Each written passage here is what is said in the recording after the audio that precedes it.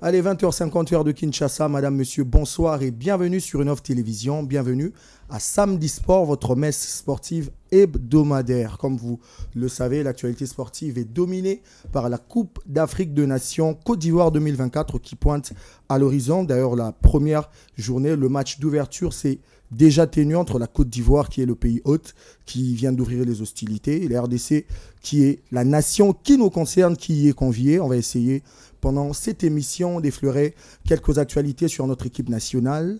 Après ça, nous allons également parler des forces et des faiblesses des potentiels adversaires. Et puis à la fin, on va essayer de toucher un peu ces petits coups de communication qui a effleuré la toile, qui a fait jaser du fait que les joueurs de l'équipe nationale ont été habillés pour la photo d'ensemble en maillot de leur équipe respective. Et pour ça, deux invités sur ce plateau, Gracie Sidiakoubama, comme d'habitude. Bonsoir. Bonsoir Sam et bonsoir aux téléspectateurs d'Innov. En forme?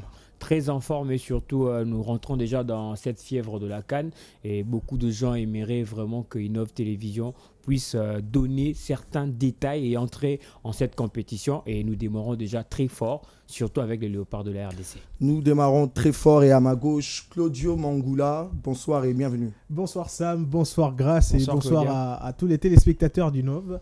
Ça va? Ça va très très bien. Ça va Grace? Ça va. Allez, on va débuter avec notre premier sujet, la RDC qui est conviée à cette compétition après une édition précédente ratée. La RDC qui vient de terminer sa préparation à Abu Dhabi avec un bilan très très mitigeux, 2 défaites en 2 matchs amicaux. Quelle est votre lecture par rapport à cette avant-compétition, Gracie Sidiakoubama? Je pense que c'est bien pour moi d'ailleurs de voir la RDC d'abord faire un match et ensuite perdre. Contre le Burkina Faso et faire un machine contre l'Angola. Partir en compétition avec des inquiétudes comme ça, c'est aussi bien. Et en lieu place de partir en compétition avec beaucoup d'orgueil, ça aussi ça tue. Mais maintenant là, les Léopards de la RDC peuvent rentrer pour réfléchir beaucoup sur la compétition, parce que déjà on a failli en ce qui concerne la préparation avec des adversaires qu'on a joué, pas de but, un seul but marqué et déjà 2 encaissés en préparation. Et si nous rentrons plus loin, on a clôturé l'année 2023 avec une défaite. Vous voyez déjà, ça fait 3 matchs que les Léopards n'ont pas gagné. Et comme ça, on va essayer de réfléchir beaucoup et on va essayer aussi de regarder les adversaires qui sont en face de la RDC comme la Zambie, le Maroc et autres, que vous allez même, qu'on va épingler ces points-là tout à l'heure. Mais moi, je pense qu'en gros, s'il faudrait rester sur cette préparation, il faudrait maintenant réfléchir sur ce qu'on va faire au niveau de la CAN, parce que voilà, on ne va pas cacher, on va se les dire que nous partons dans cette compétition avec des joueurs qui sont à leur première participation, la quasi-totalité. Donc si on essaye de compter, il n'y a pas moins de 5 joueurs qui ont participé déjà à la CAN. Déjà, c'est un groupe qui va partir pour apprendre, au même moment aussi partir là-bas pour essayer quand même de convaincre, pourquoi pas marquer les esprits. Pourquoi pas marquer les esprits? Avant de relancer Claudio, on va prendre cet élément et on va revenir tout juste après. Fin d'un stage compliqué à Abu Dhabi pour les Léopards de la RDC en prélude de la CAN Côte d'Ivoire 2024. Les poulains de Sébastien de Sabre quittent les terres arabes avec un bilan d'un nul vierge face à l'Angola et d'une défaite de 1 face au Burkina Faso. Un résumé peu proportionnel aux attentes de la population qui petit à petit l'a réduit à la baisse. Jusqu'où ces Léopards peuvent aller dans cette compétition? La question a lieu d'être, mais jusque-là demeure pendante. Allez, vous venez de voir cet élément. Nous sommes en train d'effleurer la préparation de la RDC à la veille de cette compétition. Claudia, Izzy a parlé il a été heureux d'ailleurs de voir la RDC faire une préparation difficile.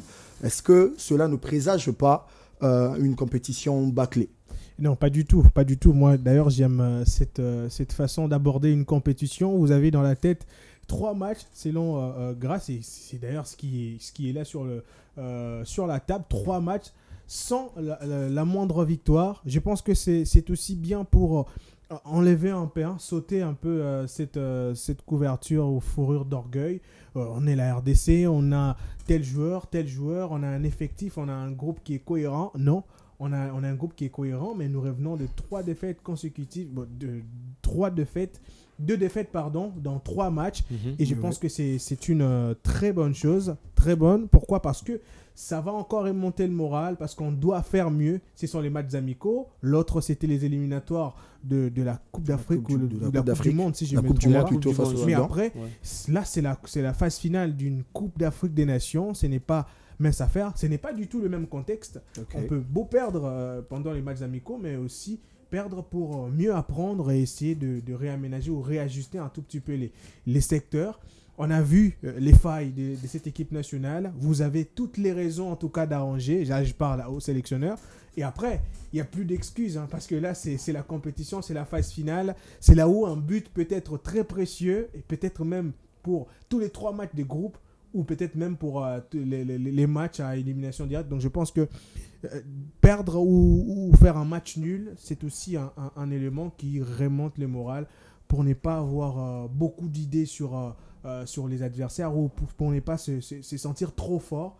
On s'est dit qu'on est le terme m'échappe, on n'est peut-être pas trop fort, mais après, on peut quand même faire quelque chose sur base de failles qu'on a détectées lors des matchs. Mais il y a un petit pépin, je voulais continuer avec toi. Ces discours-là, qu'on a toujours tendance à entendre, que voilà, à chaque préparation de compétition, les matchs amicaux n'ont pas une certaine prépondérance, ne donnent pas toujours l'image de la réalité de l'équipe. Bizarrement, ce discours-là ne se passe que ici. Ne serait-ce pas une manière pour nous d'essayer de dédouaner le coach par rapport à son travail? Parce que si on regarde les autres nations, il y a d'autres qui, en matchs amicaux, ont réussi à faire des scores fleuves, à faire de très très bons matchs et à donner une très très bonne image de leur équipe nationale et à donner la confiance, même aux joueurs et même aux supporters, de s'attendre à un résultat meilleur. Est-ce que ne serait-ce pas un moyen pour nous de dire, voilà, des sabres, vu qu'il est bon en match officiel, les matchs amicaux ne disent rien, alors qu'on doit aussi avoir un œil regardant sur ça pour avoir une lecture de ce qu'on peut pondre dans la compétition? On parle d'un stage de préparation pour une compétition, c'est-à-dire qu'on ne va pas tout dévoiler du coup, c'est-à-dire qu'il y aura des préservations, on a peur des blessures, on a peur des pépins, ce n'est pas du tout la même configuration que les matchs amicaux ou pendant les trêves internationales comme on le dit souvent. Okay. Donc là, on peut avoir une certaine philosophie qu'on aimerait peut-être utiliser lors de la compétition proprement dite, mais on la réserve ou on l'essaye pendant ces matchs amicaux. Peut-être que l'adversaire est venu se livrer totalement avec son jeu et vous réservez.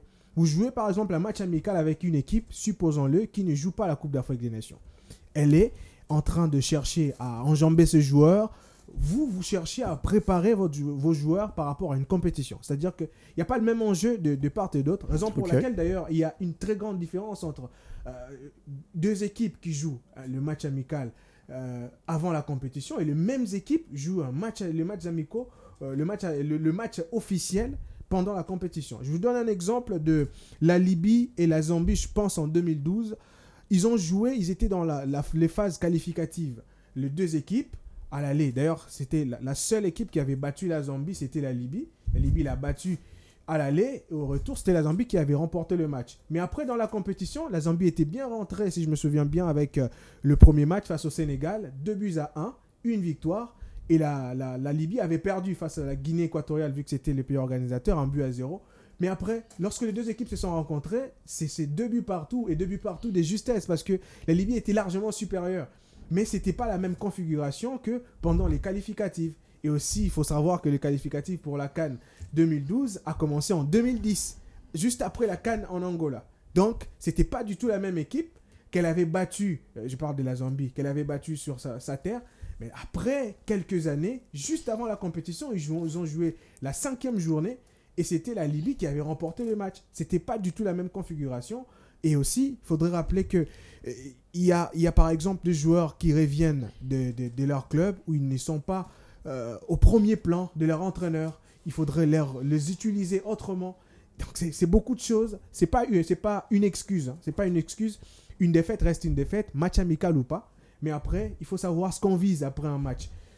Est-ce qu'on essaye de voir les réajustements techniques que nous avons peaufinés sur le papier? Oui. Est-ce qu'on veut peut-être faire asseoir une philosophie directement dans ce match?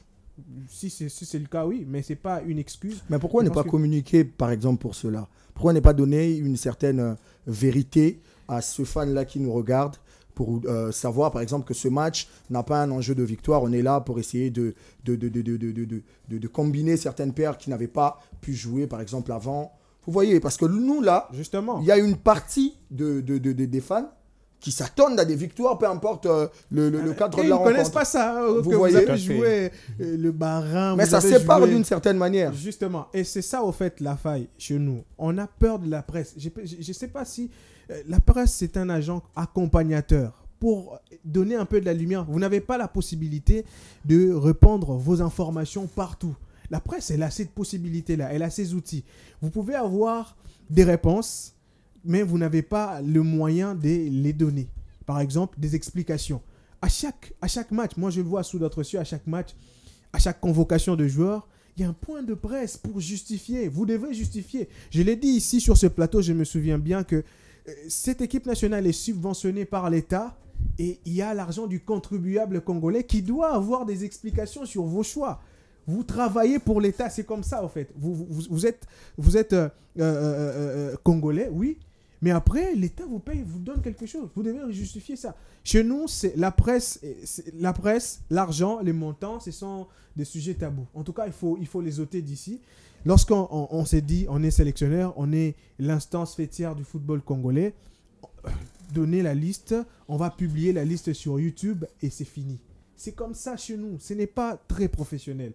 Il faudrait justifier les choix, raison pour laquelle dans les championnats sérieux, il y a une conférence de presse d'avant et d'après-match. Vous normalement. devrez justifier votre préparation avant match ou peut-être même vous rendre devant les chevaliers de la presse pour répondre à différentes préoccupations, mais après, justifier vos choix d'après-match, après-match. C'est comme ça. Chez nous, ce n'est pas le cas et moi, je déplore cela. En tout cas, c'est un constat qui est vrai et il faudrait revoir les choses de ce côté-là puisque il y a beaucoup de gens qui nous suivent à la maison, qui attendent de nous des réponses que nous n'avons pas parce que nous n'avons pas la possibilité d'en poser aussi. Voilà, nous n'avons pas la possibilité d'en poser grâce à Zidia Koubama. Nous sommes toujours dans le cadre de notre premier sujet. Je voulais vraiment qu'on effleure le fait que on a tous vu la liste du sélectionneur. Il y a seulement 4 joueurs qui ont déjà participé à une phase finale de la CAN. Tout à fait. Sur 24 sélectionnés, 25 d'ailleurs, vu que Edo KMB n'a pas encore été retiré de la liste, malgré que Omenu Kefoulo est venu. Il n'y a que 4 qui ont déjà goûté au parfum d'une compétition comme la CAN, une compétition de haute volée. Est-ce que le fait que la grande partie des joueurs soient novices à cette compétition peut influer sur leur manière de jouer? Est-ce que la pression peut peser sur eux? Parce que ici, la population attend des résultats. Est-ce que le fait de n'avoir pas encore joué cela va-t-il influer sur leur manière leur rendement d'ailleurs dans cette compétition? Je pense d'abord non, parce que ça ne peut pas aussi influer sur leur comportement, sur la compétition en général. Pourquoi? Parce que déjà, dans cet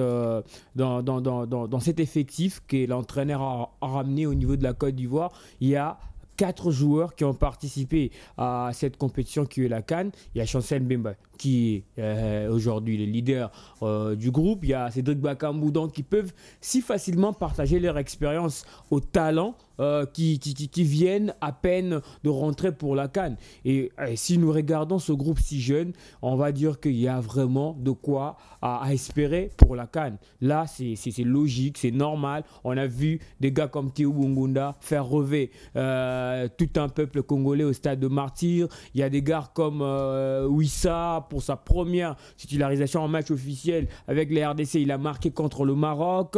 Il y a des gars comme Grady Yangana, certes, il n'a pas encore convaincu tout le monde, mais déjà, il y a des signaux positifs pour ce joueur-là afin de créer quand même la différence au niveau de l'équipe nationale congolaise. Pourquoi pas aussi comme Katompa, Silas Katompa aussi, qui est jusque-là un tout petit peu moyen, oui, mais ce sont des joueurs qu'on peut espérer au niveau de la CAN. Tout dépendra du discours qui sera tenu par le sélectionneur national. Je vais vouloir revenir d'abord dans ce que le sélectionneur avait dit quand il était nommé à la tête de cette sélection, c'est-à-dire la moyenne d'âge doit tourner autour de 25 à 27 ans. Et aujourd'hui, il a quand même raison de bâtir une sélection avec des joueurs qui ont 23, 24, 25, 26, 27. Et il n'y a pas plus de 5 joueurs qui ont atteint la barre de trentaine d'âge. Vous voyez déjà. Et puis, il faudrait souligner aussi que ce n'était pas son objectif, hein, la Coupe d'Afrique des Nations. Tout à fait. Mais comme on est là, on ne peut pas quand même sortir main bredouille. Là, il faudrait déjà. Non, ce n'est pas une raison, c'est juste pour appuyer ce que vous avez dit par rapport à l'âge. Ouais. C'est-à-dire que quelqu'un qui vise une moyenne d'âge de 24-25, c'est-à-dire que il vise une Coupe d'Afrique des Nations, voilà, c'est vraiment un projet tout à fait. Donc pour revenir en cela, je dirais que tout dépendra du discours de l'entraîneur tout au long de la compétition, parce qu'il y a des talents au niveau de l'équipe nationale de la RDC. S'il faudrait revenir aussi à ce que Claudia disait par rapport à la préparation, oui, la préparation, moi je pense qu'on ne peut pas tout mettre en œuvre pour que les adversaires puissent voir. Le Maroc était en train de suivre le match de la RDC, il y a la Zambie, il y a la Tanzanie également. Donc pour l'entraîneur, ce n'est pas le fait de gagner ou de marquer de but. Non, lui, il ne suit que les comportements de ses poulains sur le terrain. Il sait ce qu'il va faire avec eux. Et nous... Mais marquer est un comportement également sur le terrain. Exactement. Il a noté, déjà quand il y a un défenseur qui marque, après 2 matchs amicaux, donc il y a des soucis à se faire au niveau de l'attaque de la RDC. On va se les dire ainsi. Parce que déjà, lors de la dernière défaite de la RDC, on a perdu 1-0, on n'avait pas marqué. Et ça fait 3 matchs que la RDC ne marque pas avec des attaquants. S'il faudrait aller avec... il faut le dire. Hein. J'aimerais rappeler aussi, c'est un bilan très très mitigeux et ça a commencé depuis la fin de l'année passée. Si on regarde les dernières rencontres de la RDC après la fin des qualificatifs pour la CAN, c'est au total 7 matchs pour un quota de 3 nuls, 3 défaites et seulement une seule victoire, et c'était face à la Mauritanie pour les qualificatifs de la Coupe du Monde. Un bilan comme ça, je voulais d'ailleurs introduire aussi cette question, après la récente sortie médiatique du sélectionneur à la FECOFA, qui a eu à dire qu'il y a des favoris dans la compétition, mais la RDC n'en est pas un. Mais cela n'empêcherait pas de relever loin. Est-ce qu'avec un bilan de 3 nuls, 3 défaites et une seule victoire en cette rencontre, quel sélectionneur pourrait avoir le culot de se prévaloir le titre de favori d'une compétition? Est-ce que ce ne serait pas ce bilan mitigeux qui fait en sorte qu'il atténue ses propos par rapport à l'aura que peut avoir l'équipe nationale dans cette Coupe d'Afrique? Ça peut toujours être une raison. Et après, si on tourne le regard de l'autre côté, on peut dire aussi qu'il doit avoir un discours quand même de modestie, étant entraîneur, avec beaucoup de respect qu'il garde envers les adversaires des équipes qui prendront part au niveau de la CAN. Donc je ne pense pas qu'il va se voiler directement. Même Walid Regragui, lui qui a été classé, je crois, 4e au niveau de la Coupe du Monde Qatar 2022. Il vient à la CAN comme étant un grand favori avec son équipe des Lions de l'Atlas du Maroc. Il ne se dit pas être favori, non.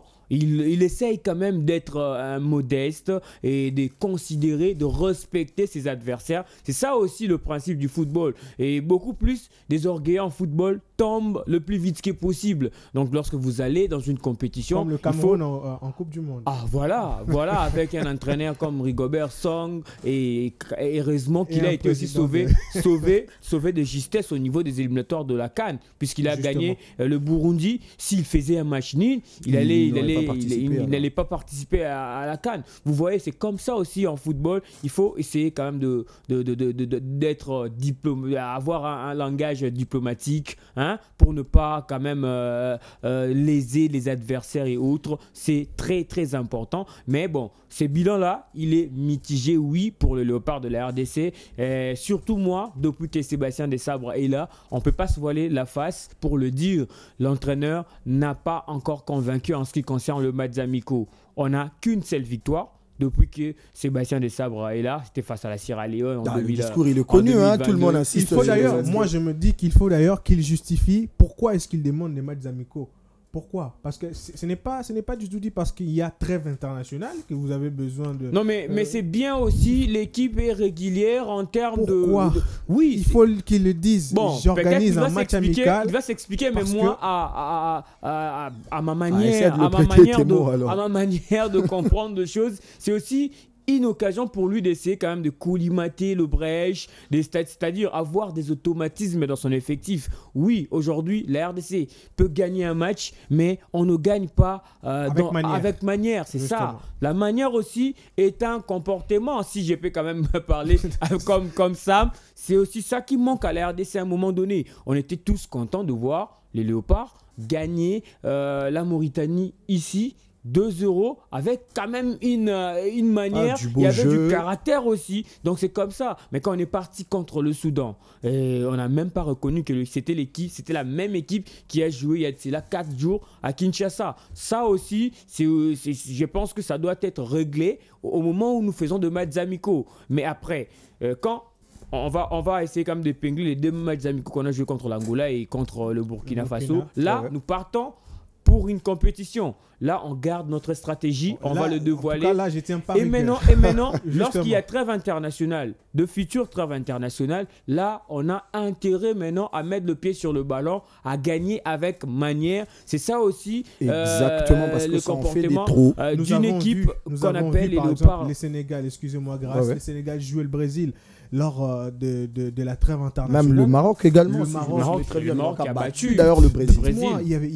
C'était la Guinée, excusez-moi, la Guinée qui a joué le Brésil, le Maroc également. Et dites-moi qu'il n'y avait vraiment aucune différence entre une compétition proprement dite et un match amical. C'est ce que nous voulons voir.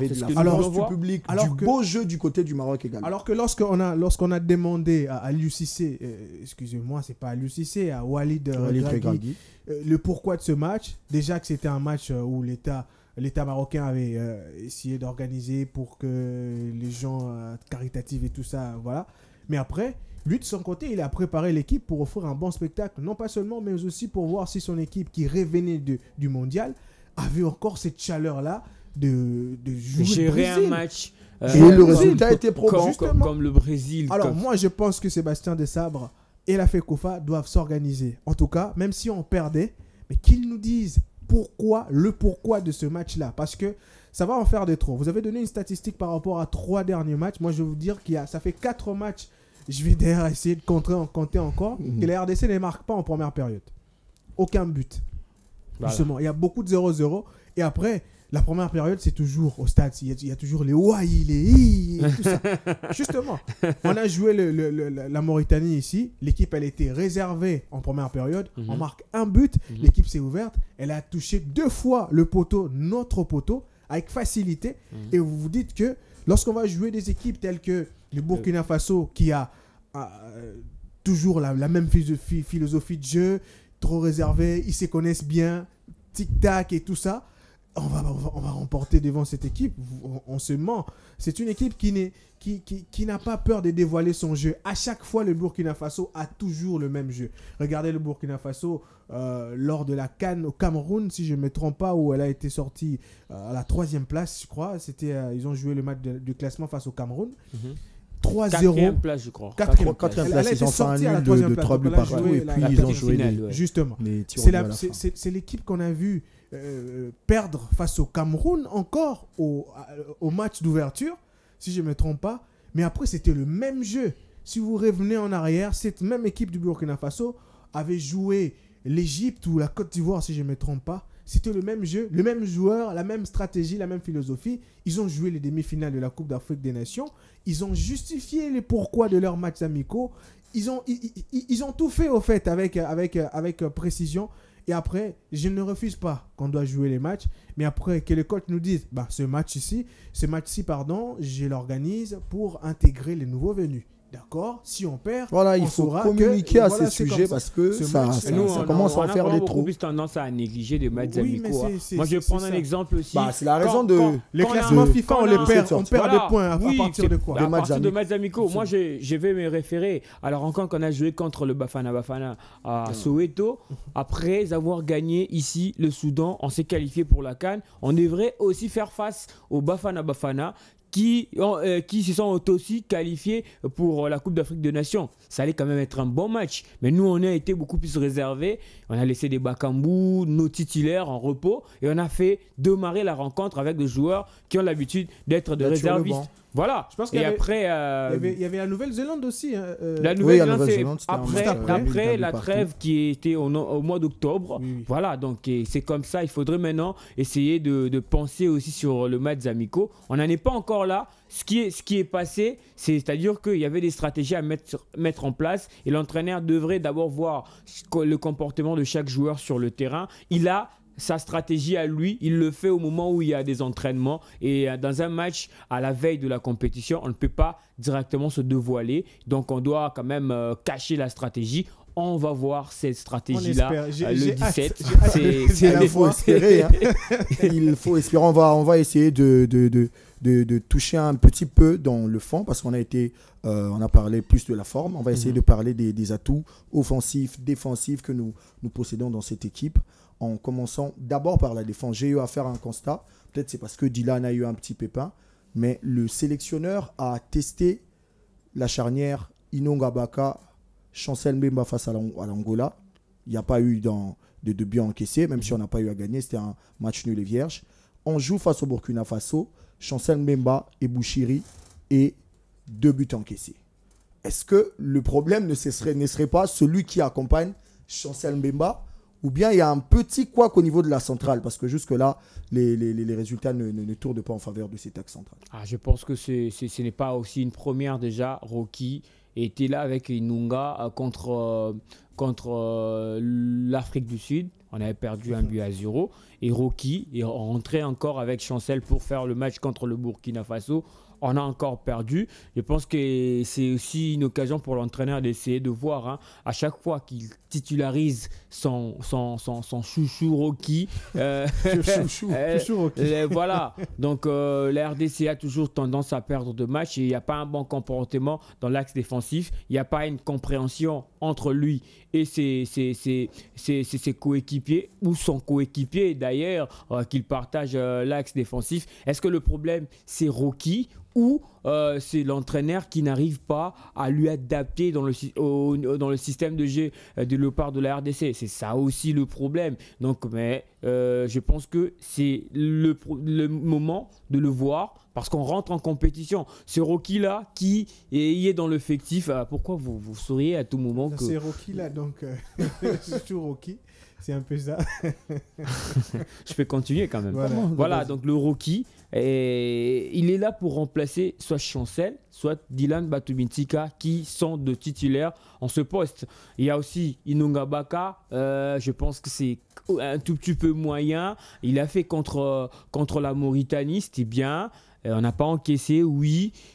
Contre le Soudan, il y avait aussi des erreurs un peu de fondamentaux. Donc voilà. Et je pense que c'est le moment de parler avec ces hommes parce que nous rentrons en compétition. Il y a toujours de blessures. Au moment où le 2 axes défensifs se blessent. Donc vous êtes obligé de leur remplacer.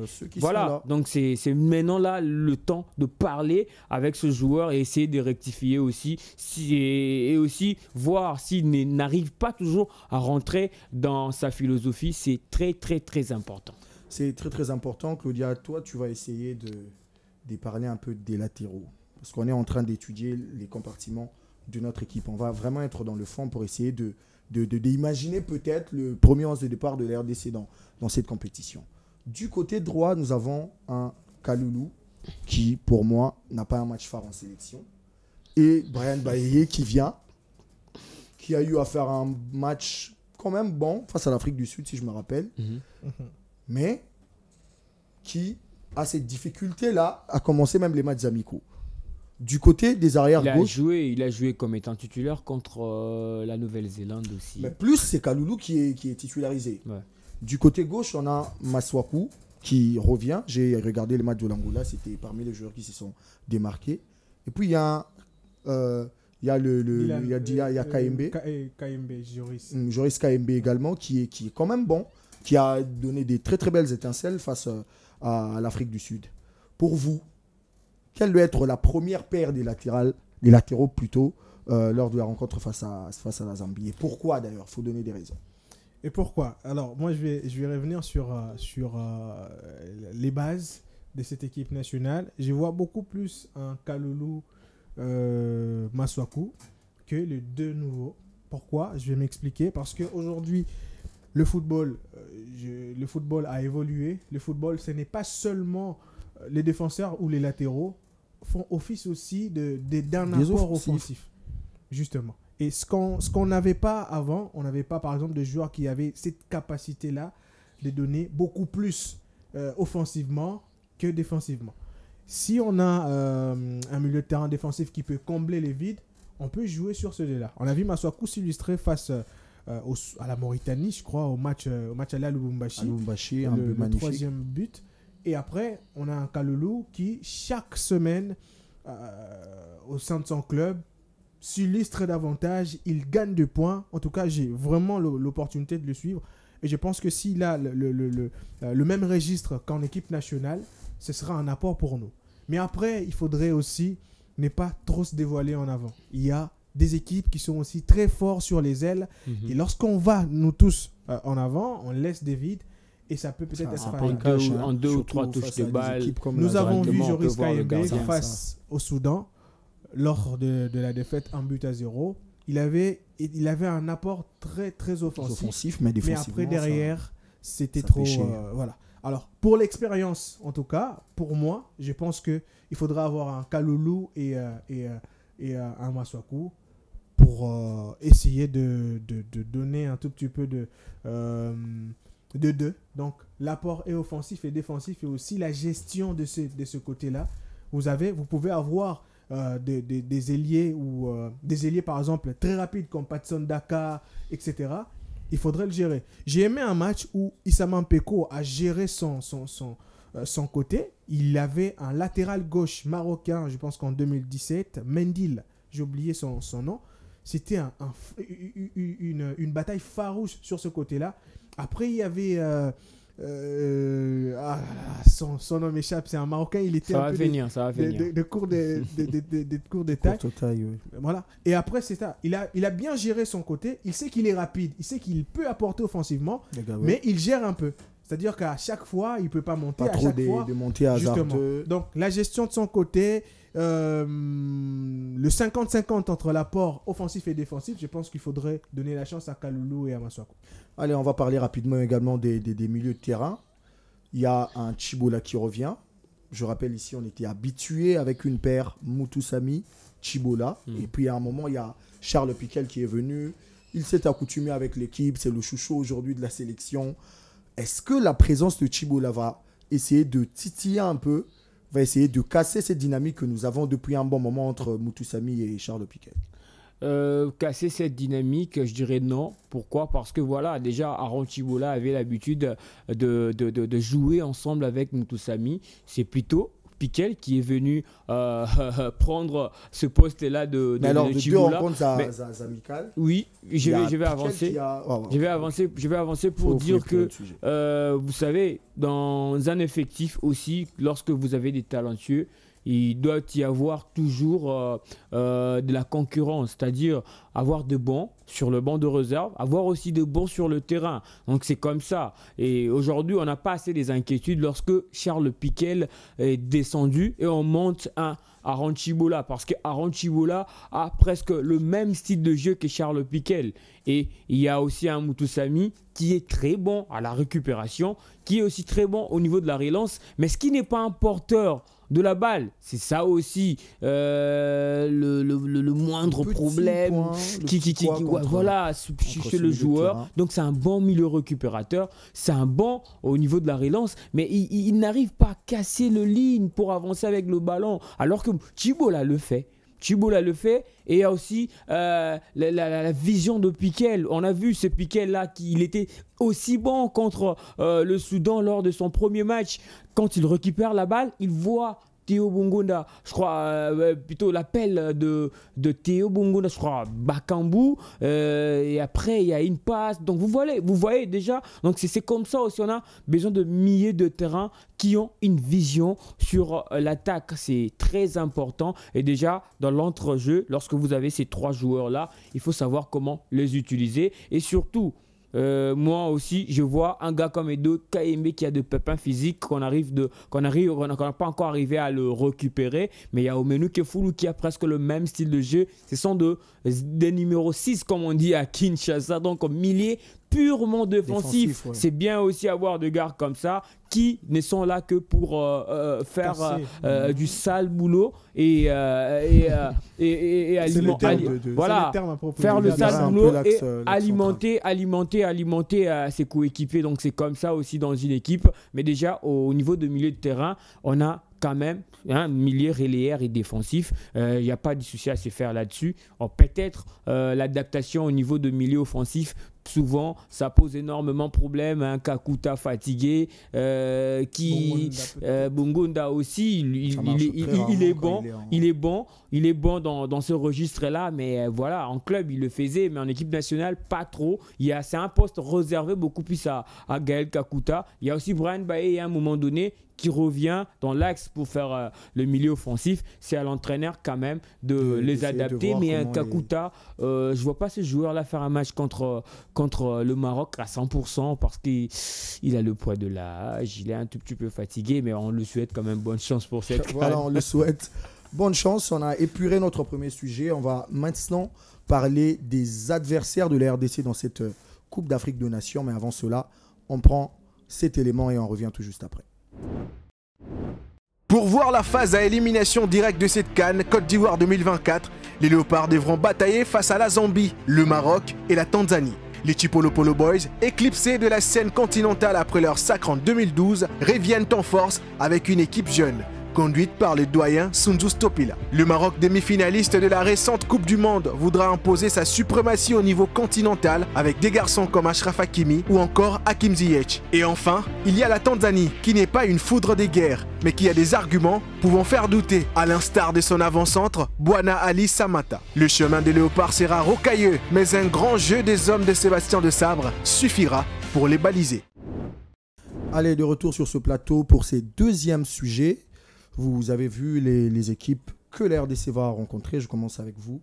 Quelle lecture faites-vous de la Zambie, qui est un adversaire, le premier adversaire de la RDC dans cette Coupe d'Afrique des Nations? C'est un adversaire connu, un adversaire qui va revenir très fort déjà avec Avram Grant qui a convoqué ses 24 Chipolo Polo. Je pense que on ne peut pas négliger cette équipe grandement, tels qu'ils peuvent aussi le faire, par respect, tel que vous l'avez dit au début aussi, parce qu'elle a beaucoup de talent. Beaucoup de gens parlent de Patson Daka, beaucoup de gens parlent par exemple de Kennedy Musonda, celui qui joue à Young Africans, mais après c'est quand même une équipe qui est très offensive. D'ailleurs, nous avions eu à parler de cette équipe récemment. Elle n'a pas un jeu affaibli. Elle a joué la Côte d'Ivoire 2 fois récemment. La Côte d'Ivoire a battu 3-1 à Abidjan, mais après au match retour, c'était 3-0. Elle a remporté ce match avec des buts, et le premier but, je me rappelle encore, encaissé par le portier ivoirien. Mais après, c'est une équipe qui joue très compacte. Ils sont très rapides, surtout dans les relances, dans l'axe. Et après, ce n'est plus la Zambie qu'on connaissait, qui était composée de Kalaba, Mayuka, etc. Non, c'est une Zambie qui a un jeu beaucoup plus concentré vers l'intérieur et relancé. Les jeux que Bakambu aime beaucoup, hein, relancer dans le dos de la défense et tout ça, c'est ce que la Zambie a. Et aujourd'hui, il faudrait vraiment se méfier. Il y a beaucoup de joueurs qui sont très rapides, et surtout la particularité de cette équipe, c'est que la majeure partie de ces joueurs évoluent sur le plan africain. Donc ils ont la fièvre d'une compétition africaine telle que la Coupe d'Afrique et la Coupe de la Confédération de la CAF ou la Ligue des Champions. Exactement. Et après, c'est presque la même température. Il faudrait aussi essayer de voir s'il faudrait... Pardon pour la République Là, vous démocratique. effleurez les forces de la Zambie. Voilà. Maintenant, je vais dans ses faiblesses. Pour la République démocratique du Congo, essayer de ne pas trop chercher les jeux de corps avec ses défenseurs qui sont très costauds et très musclés, surtout ses ailiers qui ne sont pas trop rapides, mais qui sont très réservistes avec les jeux physiques et les efforts assez consistants sur la résistance. Mais c'est aussi ça, c'est quand même une équipe à redouter qu'il ne faut pas négliger.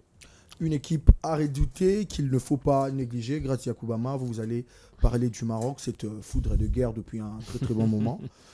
L'équipe qui a permis à l'Afrique d'avoir le plaisir d'avoir joué le dernier carré de la Coupe du Monde. Walid Regragui l'a dit lors de la sortie de l'équipe qu'ils vont essayer de faire mieux dans cette Coupe d'Afrique des Nations. Est-ce que cela ne va pas donner une certaine froideur à cette équipe nationale de la RDC? Je pense que ce sont tous des compétiteurs. Hein. Lorsque vous rentrez comme ça dans une compétition comme la CAN, il n'y a plus rien à craindre. Il suffit juste que de jouer des adversaires. Mais lorsque vous rencontrez aussi un favori comme le Maroc, donc il faudrait maintenant avoir de stratégies claires et nettes pour essayer de mettre à terre cette équipe-là. Un exemple de stratégie, peut-être des sabres. Déjà, quand on parle de points forts du Maroc, le Maroc, c'est une équipe qui te joue le football total. Donc, qui t'embête du début jusqu'à la fin du match et qui te crée des occasions pour marquer. Déjà, lorsque vous jouez face à une équipe comme ça, il faudrait maintenant proposer des attaques placées. Parce que si on regarde le football que joue aujourd'hui la RDC et le Maroc, sur le terrain, il n'y a pas photo. Donc, le Maroc va dominer en termes de possession. Vous voyez? Donc, comme ça, là, lorsqu'ils ont la balle et ils progressent, donc vous devrez avoir une équipe, vous, de votre côté, une équipe joueuse et mettre des attaques placées. Parce que le Maroc, déjà, le fait aussi bien que vous. Là, c'est normal. Lorsque vous récupérez la balle et vous faites des attaques placées, du coup, vous marquez. À l'image de ce qu'on a quand même eu à le faire en 2017 contre le Maroc. Vous avez vu comment l'équipe de la RDC a souffert.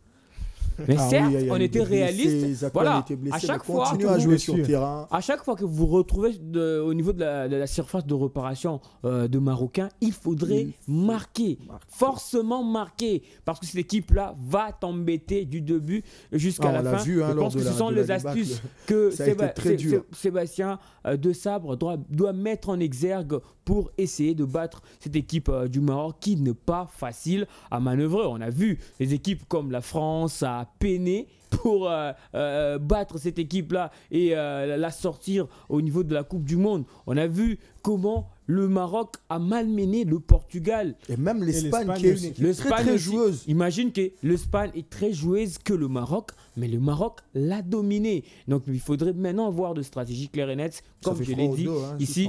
Oui, c'est aussi ça la beauté d'une compétition, rencontrer de favoris et prouver de quoi vous êtes capable. Pour la première fois, le pays organisateur et le pays tenant du titre ne soit pas trop. Voilà, on parle pas trop de lui. On parle pas du trop Sénégal. C'est tout à fait normal. Donc parce que la quasi-totalité de joueurs sénégalais qui étaient dans de grands clubs au niveau de l'Europe ont basculé au niveau de l'Arabie Saoudite. Ça a quand même créé un déséquilibre. Et puis ça sera, je rappelle, la première rencontre du nouveau sélectionneur face à un top 10 en Afrique. Ça, c'est à part le Burkina, un gros test, un gros test.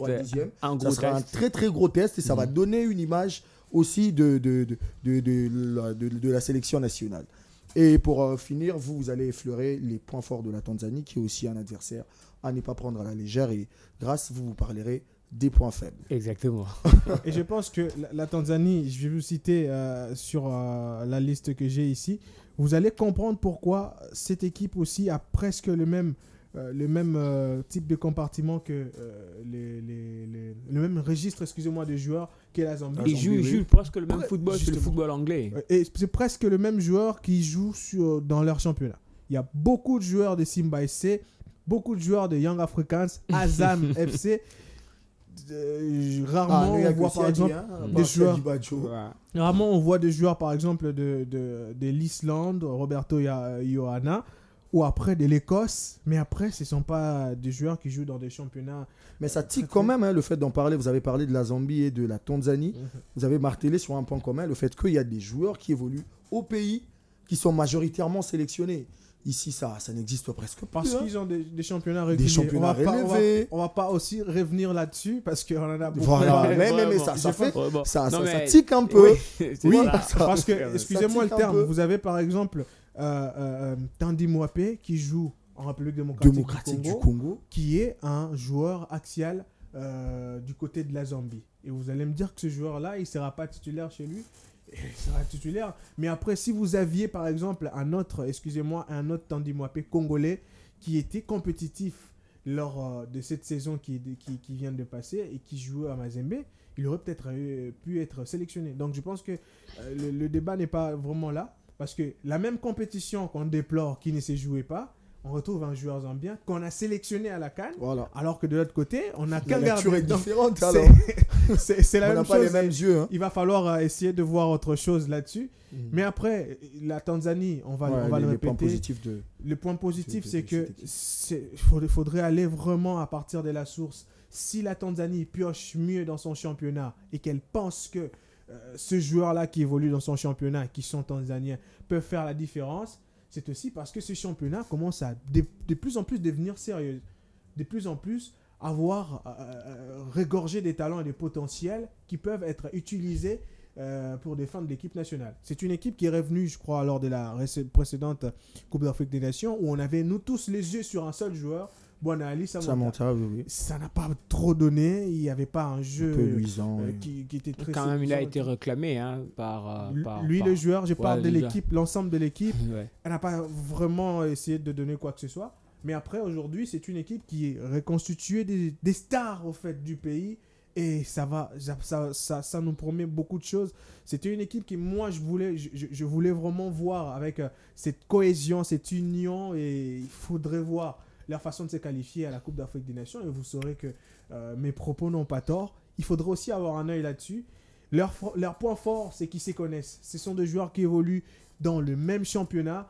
Ils ont l'habitude d'évoluer. Je pense que s'il faudrait regarder même l'écart d'âge et les noms de joueurs qui sont figurés sur la liste, ce sont pour la plupart des joueurs qui sont venus il y a 3 ans. Donc ils ont cette habitude, 3 ans, ils ont cette habitude de jouer et d'évoluer ensemble dans les championnats, et je pense que c'est un atout pour eux. Voilà, les Gracie Diakobama, rapidement, quelques points faibles de cette sélection qui peut profiter à la RDC lors de cette compétition. Alors, on va prendre l'exemple, le ressent, la victoire de la RDC contre la Tanzanie à Dar es Salaam. On a vu une équipe congolaise imposer son rythme aux Taifa Stars à domicile, et c'est ce qui a tué cette équipe-là jusqu'à perdre sur le score de 3-0. Donc, on a intérêt à imposer d'abord notre système de jeu. C'est montrer plus réaliste contre une équipe comme la Tanzanie, et vous allez voir le résultat de la RDC. Et à l'image peut-être de la rencontre qu'on a jouée contre cette même équipe. Et si on voit le 1 but partout qu'on a fait à Lubumbashi, c'était du 50-50 entre la RDC et la Tanzanie. Mais quand on a effectué le déplacement du côté de Dar es Salaam, la stratégie mise en place par Hector Cooper... C'était en 2022. 22, voilà. L'éliminatoire de la Coupe du Monde. En 2021. En 2021. Le match retour en 2022. Toujours en 2021. En 2021, ouais, voilà. Donc, on a quand même vu la RDC arriver à battre cette équipe-là sur un score aussi lourd de 3-0. Voilà, vous avez en tout cas épuré les vrais enjeux de ces équipes qui vont rencontrer la RDC lors de cette compétition. Et je voulais, avant de terminer l'émission, qu'on essaye de parler de ces coups de communication, comme on l'appelle, qui a essayé d'effleurer. Et après, je pense que c'est nécessaire. En quelques mots, en 30 c'est nécessaire. les maillots, on l'a vu. On est en train mais bizarrement, ça parle plus d'autre chose que des résultats sur terrain, et c'est pas bon. Voilà. C'est une communication. Moi, je pense que si on essaye de lire cette image-là, c'est le fait de remercier le club qui ont quand même aidé l'équipe nationale de la RDC. Donc, c'est logique. Vous savez lire n'importe quelle langue. Voilà, ça a été un plaisir de vous avoir nombreux scotchés devant vos postes téléviseurs pour suivre cette deuxième émission de l'année de Samedi Sport. Merci à vous. Merci, Sam. Chers co-débatteurs. Voilà, vous êtes l'un pour l'autre. Et on se donne le rendez-vous le samedi prochain à la même heure et sur la même chaîne. D'ici là, portez-vous bien. Ciao.